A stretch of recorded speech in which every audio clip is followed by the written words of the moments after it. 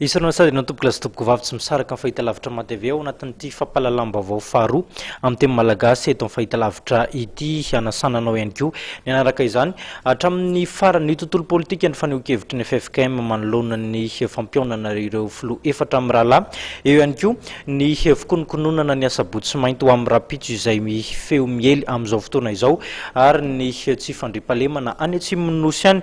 ny eo amin'izay tontolo politika izay aloha dia mbola mitazona ny fikasana amin'ny fampionana ny filohan'ny tetezamita sy ireo filoha telo mirahalahy izay efa nifandimby nitondra teto amin'ny firenena avy eo anivon'ny FFKM miandra-piandro izay anefa dia hampiantso ny solitena avy amin'ireo efatra mirahalahy ireo ny avy amin'ny FFKM efa ampidinika mahakasika ilay fekevitra tapaka ny mpizaika teny amin'ny CCI vato farany teo ravaka Randriamanalina no mitondra ny akon'izay mamirasoana avy kosa nakany sary.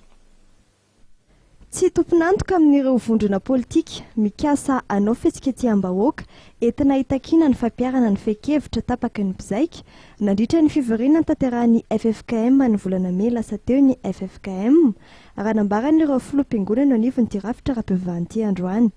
Mijanona eo amin'ny fampihavanana ihany no andraikitry ny FFKM ka ireo sosokevitra nivoaka tany fivoriam-be teny Ivato dia fanapahan-kevitra avy amin'ny mpizaika fa tsy ny FFKM akory.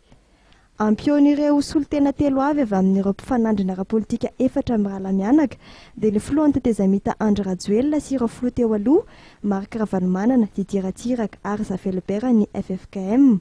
Tafiditra ao anatin'ny fizorana ao amin'ny asa fampihavanana tanterahany'ity rafitra rahampingonana ity izao araka ny fanambarana nataony'ity rafitra ity androany. Nampanantena ny FFKM tamin'ny famaranana ny fivoriana fampihavanana teny Ivato fa ampiona ny filoha efatra mirahalahy. Natao zany tamin'ny 3 Jolay lasa teo fa voafetra ihany ny zavatra vita satria tsy tonga ny iray na dia nanezaka ny anatrika azy. Toizana ny ezaka efa natomboka amin'ny alalan'ny fampionana ny solitenan'ireo filoha efatra aloha mba hanao dinikasa fandalinana ireo hevi-baventy samihafa voarakitra ao amin'ny fekevitra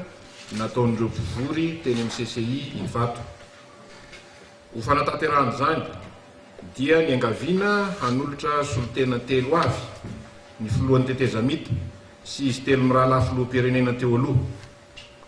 Ireo solitena ireo no ifampidinika amin'ny solitenan'ny FFKM momba ireo fekevitra vitan'ny mpivory teny amin'ny CCI Ivato. Tsy manafoana ny fikasana amin'ny fampionana any filohan'ny tetezamita sy ireo filoha telo teo aloha ity fiona irana amin'ny solitenan'izy ireo ity raha ny fanamarian'ny FFKM hatrany. Tsy nety anono izay olona iverina fa tomponantoka amin'ny tsy fahatanterahany fampionana ny izy efatra mirahalahy ny 3 Jolay lasa teo ny FFKM. Mifameno amin'ireo asa ny mpalenanelana iraisam-pirenena ny asa fampihavana tanterahany FFKM